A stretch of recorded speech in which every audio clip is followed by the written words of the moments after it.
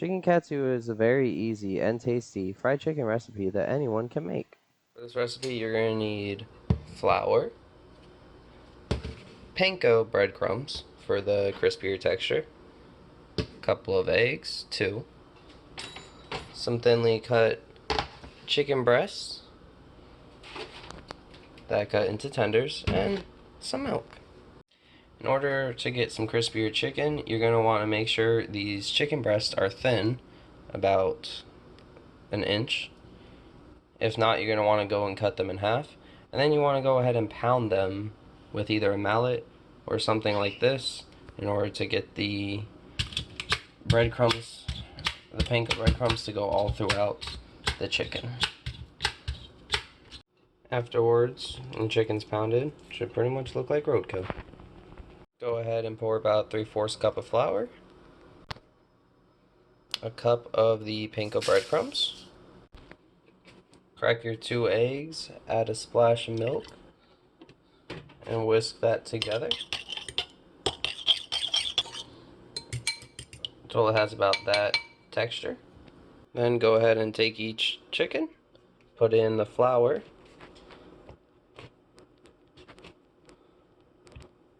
shake off the excess, put in the egg. Normally I use my other hand for this to make less of a mess, but after that you just stick it into the panko,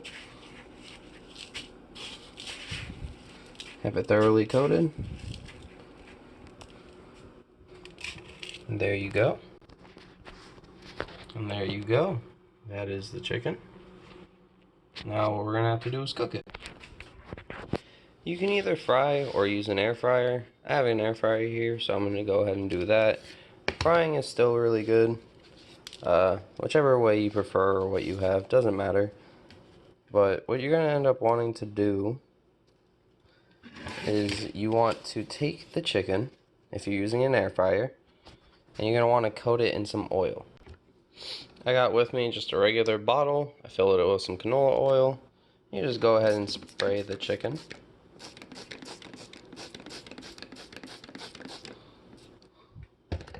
Both sides. Reason why you do this is because even though it's an air fryer, you still need to add oil to it. It will not become golden brown. It will look dried out and not be good at all if you don't spray the chicken.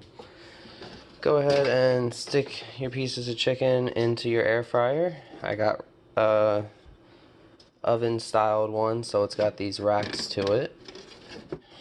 Make sure you give them enough space apart from the chicken so they don't touch and so they can cook evenly. Just like so. I like to set it to 15 minutes at 380 degrees. Just hit start. And while that's going, you can go ahead and cook some rice. Pretty sure I don't need to tell you guys how to cook rice, but just giving you a tip to always rinse out your rice until the water on the bottom is clear in order to get better tasting, better quality rice.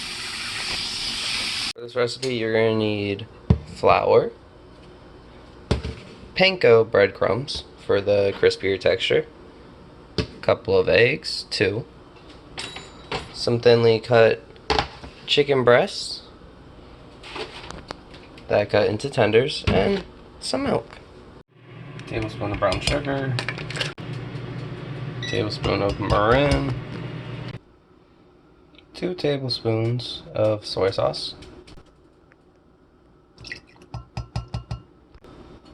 and a teaspoon and a half of Worcestershire.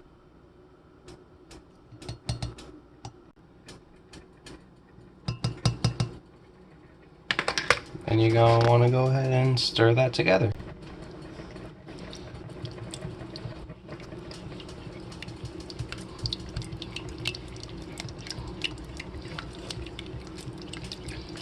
This basically becomes similar to a sweet barbecue sauce with a bit of Japanese flavorings to it. The best part about tonkatsu is the sauce, but the one thing people don't normally do is they don't add the ginger and the garlic.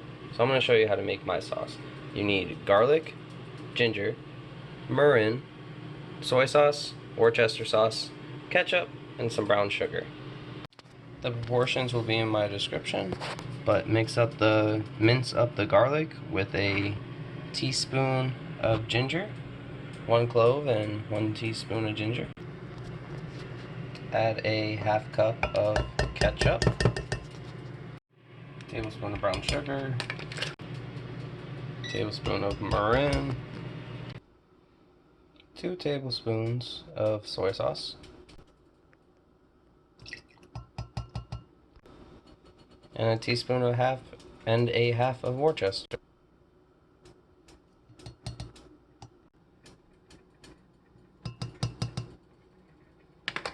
And you're gonna want to go ahead and stir that together. This basically becomes similar to a sweet barbecue sauce with a bit of Japanese flavorings to it. So don't forget at the halfway point to change the top and the bottom racks if you're using an air fryer. Now look, chicken's all done, nice and crispy. Go ahead and finish it off. Add the rice and add some of the sauce. And there you have it, a nice and tasty chicken katsu.